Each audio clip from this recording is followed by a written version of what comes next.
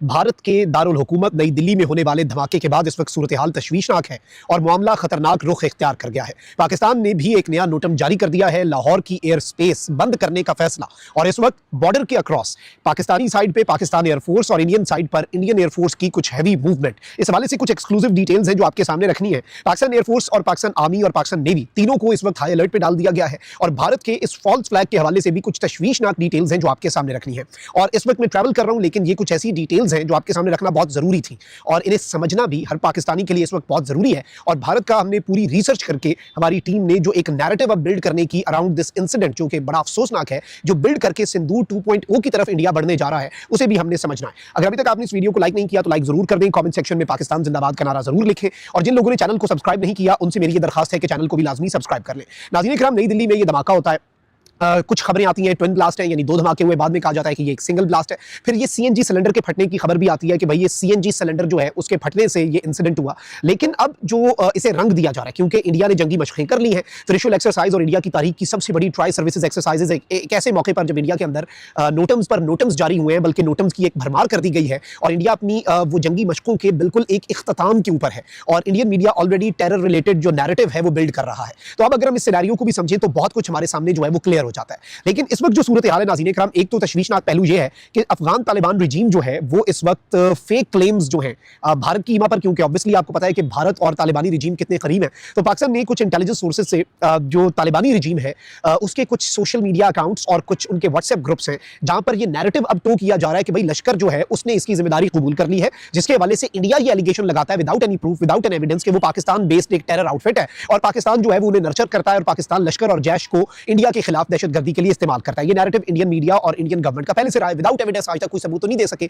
एक तो आप ये देखिए कि कैसे ये हैंड इन हैंड काम कर रहे हैं। फिर in the past few days जो मेजर इंसिडेंट्स हुए हैं उनमें सबसे पहला इंसिडेंट ये होता है और ये अब इंडियन मीडिया कह रहा है कि भाई कुछ तो गड़बड़ है, कुछ तो मसला है, कि एक तो जीपीएस स्पूफिंग होती है, एयर ट्रैफिक कंट्रोल जो है वो पूरा सिस्टम इनका डैमेज हो जाता है और नई दिल्ली का एयरपोर्ट जो है वो अफेक्ट होता है। फिर ये कहते हैं कि गुजरात में एंटी टेररिज्म स्क्वाड जो है उसने 3 आईएसआईएस के जो दहशतगर्द हैं उन्हें पकड़ा। फिर कहते हैं कि जी फरीदाबाद के अंदर एक दहशतगर्द से 3000 किलोग्राम ऑफ एक्सप्लोजिव्स पकड़े जाते हैं। और फिर लाल किला जो कि दिल्ली के अंदर, इंडिया के कैपिटल के अंदर सबसे एक इंपॉर्टेंट और सिंबॉलिक जगह है, उसके करीब धमाका हो जाता है। यानी अब ये कह रहे हैं कि ये सारी चीजें कनेक्टेड हैं। लेकिन इसके साथ ही साथ पाकिस्तान ने जो एक्शन लिया है और पाकिस्तान अब जो करने जा रहा है और पाकिस्तान का जो नोटम है, मैं उस पर भी आता हूं, लेकिन पहले जरा इस चीज को समझते हैं कि इस वक्त कितनी कॉन्ट्रडिक्शंस हैं इंडिया के इस मौकफ के अंदर और अब ये कैसे इस इंसिडेंट को पाकिस्तान के ऊपर डालकर एक दहशतगर्दी का इंसिडेंट बनाने की कोशिश में मसरूफ अमल है। सबसे पहले तो नाज़रीन इकराम आपको मैं ये बता दूं कि ये जो अफसोसनाक सामने है, जारी बात है सब लोग इसकी मजम्मत करते हैं, मासूम आम इनोसेंट सिविलियंस मारे गए हैं, लेकिन सवाल ये है कि क्या ये एक टेरर अटैक है या फिर इसे एक मैन्युफैक्चर्ड नैरेटिव के जरिए सिंदूर 2.0, जिसके हवाले से इंडिया की रिसेंट 3 हफ्तों के अंदर प्रोवोकेटिव स्टेटमेंट्स हमारी इक्वेशन में शामिल हैं,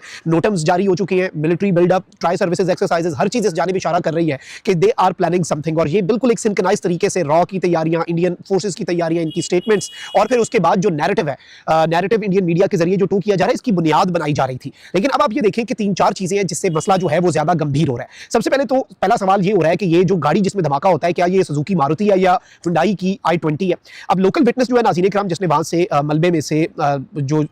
लाशें हैं वो निकालने में मदद की, उसने ये कहा कि भाई ये सुजुकी मारुति है, ये i20 नहीं है हुंडई का मॉडल। और इसमें उसने बताया कि भाई ये जो अर्ली ग्राउंड रिपोर्ट्स हैं उनके मुताबिक ये सारी चीजें इसी तरफ को इशारा कर रही थी। लेकिन ऑन दी अदर हैंड जो मेन स्ट्रीम गोदी मीडिया के नैरेटिव के साथ चलते हुए जो होम मिनिस्टर है अमित शाह, उसने कह दिया कि भाई ये जो है ये एक हुंडई i20 थी। और उसके बाद एनएसजी और जो इंडिया की एनआईए है, नेशनल इन्वेस्टिगेशन एजेंसी, और नेशनल सिक्योरिटी गार्ड्स जो है उन्हें वहां पर तैनात करके एरिया को कॉर्डन ऑफ कर दिया गया। अब ये मैटर क्यों करता है? आपको लगता होगा ये बड़ी छोटी सी चीज है, लेकिन अब नाज़रीन इकराम सवाल ये पैदा हो रहा है कि क्या इस साइट को टैंपर किया गया। अभी तक इस वाकई की कोई करीबी सीसीटीवी फुटेज जो है वो मंजर आम पर नहीं लाई गई और ऐसी चीजें तो करीब से फौरी जारी हो जाती हैं, लेकिन वो भी इस वक्त टैंपर क्या की जा रही हैं। फिर इसके साथ व्हीकल ओनर का जो नाम है उसे भी इस वक्त कंट्रोवर्शियल बनाया जा रहा है और उससे भी वो जो एक हेट का एलिमेंट है। पहले ये बताया जा रहा है कि नदीम है जी इस व्हीकल का मालिक, फिर कहते हैं सलमान है, फिर तारिक है। अब नाज़रीन इकराम ग्राउंड रिपोर्ट्स ये बताती हैं कि ये नदीम जो फरीदाबाद हरियाणा का कोई रिहायशी है उसके नाम पर गाड़ी थी। फिर कुछ इंडिया के जो गवर्नमेंट के करीब थ्रेड समझे जाते हैं वो कहते हैं कि भाई ये गाड़ी जो है ये एक सलमान नामी शख्स के नाम पे थी, जो कि एक चलान के जरिए सितंबर 2025 का लेटेस्ट चलान है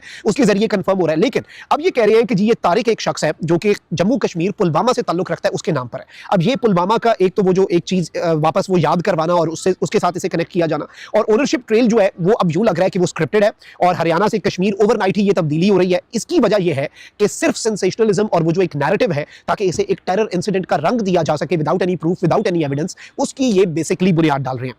और अब इससे होगा क्या कि ऑब्वियसली जो मकबूजा कश्मीर के अंदर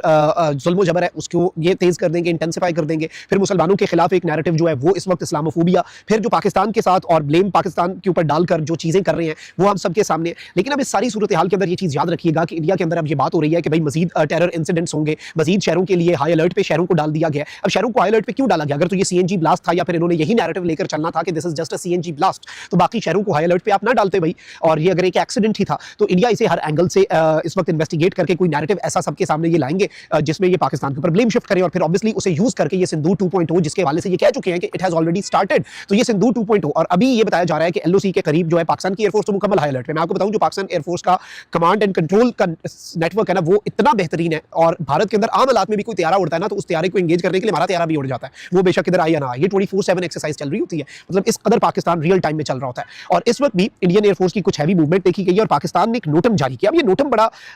इंपॉर्टेंट है और ये पूरे का पूरा मंजरनामा जो है वो तब्दील कर देता है। पाकिस्तान का नोटम जो है नाज़रीन इकराम वो जारी किया गया है 11 से 12 नवंबर ऑपरेशनल रीजंस की वजह से, और ये ईस्टर्न बॉर्डर लाहौर के करीब बेसिकली पाकिस्तान ने ये जारी किया है, ये चल रहा है। और इसमें मल्टीपल एयर ट्रैफिक के जो रूट्स हैं जिन्हें सिविलियन एयरक्राफ्ट यूज करते हैं तो उन्हें भी पाकिस्तान ने बंद कर दिया है। और इससे पहले भी आपको याद होगा कि जब सिंदूर हुआ था तो उस वक्त भी एयर जो ट्रैफिक का सिस्टम है और जो सिविलियन एयरक्राफ्ट के रूट्स हैं उन्हें बंद किया जाता था। तो इस चीज को भी आप ज़हन पे रखिएगा कि इस वक्त पाकिस्तान एयरफोर्स हाई अलर्ट पे है, नंबर 1। नंबर 2, पाकिस्तान नेवी भी अपनी तैयारियां मुकम्मल की हुई है क्योंकि इंडिया इस मरतबा डीप सी में कोई एडवेंचर कर सकता है ताकि पकड़ा ना जाए। And on the other hand इस वक्त जो सिनेरियो बन रहा है उसमें अगर हम ये देखें कि ये जो नोटम है ये पाकिस्तान की तरफ से जो जारी हुआ है ये इस जानिब एक क्लियर इंडिकेशन है कि पाकिस्तान इज एंटिसिपेटिंग कि इंडिया इसे एक फॉल्स फ्लैग के तौर पर इस्तेमाल करके, एक प्रीटेक्स्ट और एक जवाब के तौर पर इस्तेमाल करके पाकिस्तान के खिलाफ जंग छेड़ सकता है। एक और पॉसिबिलिटी ये है कि क्योंकि ये सीज फायर जो है ये ट्रंप का ब्रोकर्ड है तो इसे तोड़ने के लिए भी बड़ा जवाब चाहिए, तो इसलिए बाकी शहरों का अलर्ट जारी किया गया और बाकी शहरों के अंदर भी अनफॉर्चुनेट इंसिडेंट्स क्या होकर ऐसे होते हैं और उन्हें पाकिस्तान के खिलाफ क्या इस्तेमाल किया जाता है। आई थिंक इसमें न्यूट्रल ऑब्जर्वर्स और जो प्रॉपर